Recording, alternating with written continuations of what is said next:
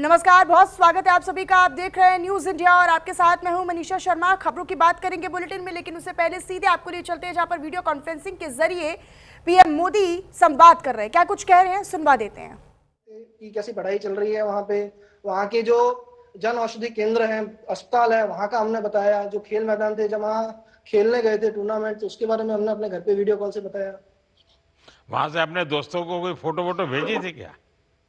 जी, रोज regular photo भेजते थे, Insta पे, व्हाट्सएप पे, फेसबुक पे पोस्ट करते थे। तो सारे लोग पूछने लगे कि भाई साहब कहाँ जा रहे हो, कैसे जा रहे हो, और आपने यहाँ पे जाने के लिए क्या यूज किया है। तो हमने उनको बताया कि माय भारत पोर्टल से रजिस्ट्रेशन करके और क्विज कंपटीशन जीत करके जो मेरा नंबर लगा है, जो मुझे चयनित किया गया है, वहां से, उस माध्यम से मैं वहां पे पहुंचा हूँ।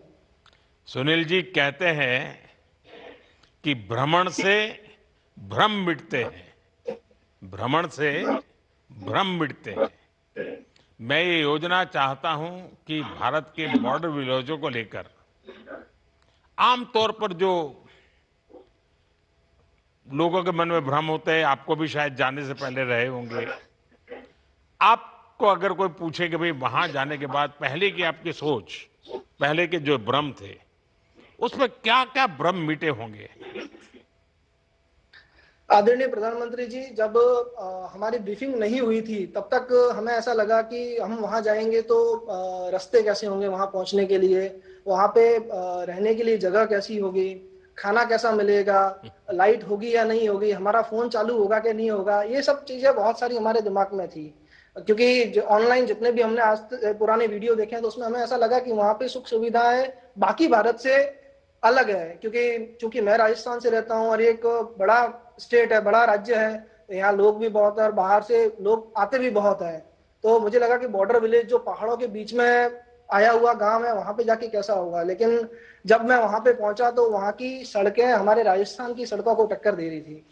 और जिस ड्राइवर भैया के साथ हम गाड़ी में बैठ के जा रहे थे, तो उन भैया ने हमें बताया कि आप जिस गाड़ी में अभी बैठ के गाने सुनते हुए मजे से जा रहे हो, यहाँ पे कुछ समय पहले तक खड्डे ही थे, बड़ी गाड़ियां आ जा नहीं सकती थी। और अब इतने शानदार हाईवे बन रहे हैं कि हमारे घर के बाहर ही सड़क आ रही है। क्योंकि हम 3 दिन बेस कैंप में रहे थे और वहां से निकल करके हमारी जो ब्रीफिंग हुई, और उसके बाद हम वहां से निकल करके जहाँ अपने अपने गांव में जा गए, जैसे मैं चांगो गांव में गया था, तो उस गांव तक के लिए हमें जो मन में कल्पना थी कि हम जाएंगे, जहां तक रास्ता जा रहा है वहां तक गाड़ी में जाना, और फिर उतर करके ट्रैकिंग करके और हम अपने गांव जाएंगे। तो जैसे ही हमारी आंख खुली उस बस में से, गाड़ी में से, तो हमने देखा कि हमारी जो बस रुकी हुई है वो जस्ट हमारे होम स्टे के बाहर ही रुकी है।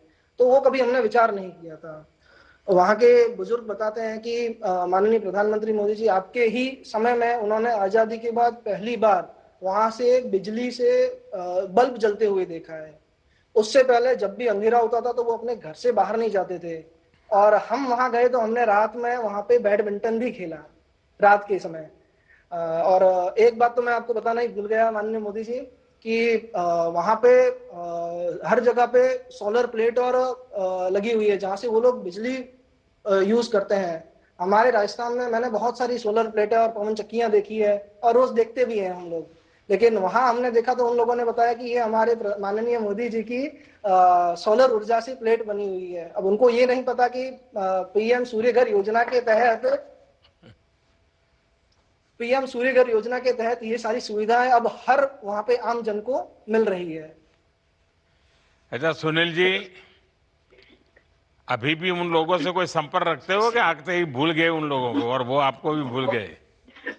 नहीं नहीं नहीं नहीं, जैसा पहले निकिता बहन ने बताया है, चूंकि हमारा होम स्टे एक ही था, तो सुभाष जी और शकुंतला जी से आज भी संपर्क बना हुआ है। और सिर्फ वो गांव नहीं, हिमाचल में हमारे जो वॉलेंटियर थे, जो चंबा से थे, हमीरपुर से थे, अलग अलग कसोल से थे, तो उन सब से आज भी संपर्क बना हुआ है। और उनको मैं स्पेशली इनविटेशन देके आया हूं कि आप हमारे राजस्थान में आइए, क्योंकि आप भी सीमावर्ती क्षेत्रों में रह रहे हैं। और हमारे राजस्थान के जैसलमेर में आइए, तनोट माता मंदिर के दर्शन कीजिए, बाड़मेर में आइए। और आपके माध्यम से एक बार फिर मैं उन सबको निमंत्रण देना चाहूंगा कि आप आइए कृपया करके राजस्थान में, हमारे धोरों की जो चमक आज है वो आज देखिए। आज इस कार्यक्रम में आपके गांव के लोग भी जुड़े हैं क्या, वहां के वाले? जी, जुड़े हुए हैं। अच्छा।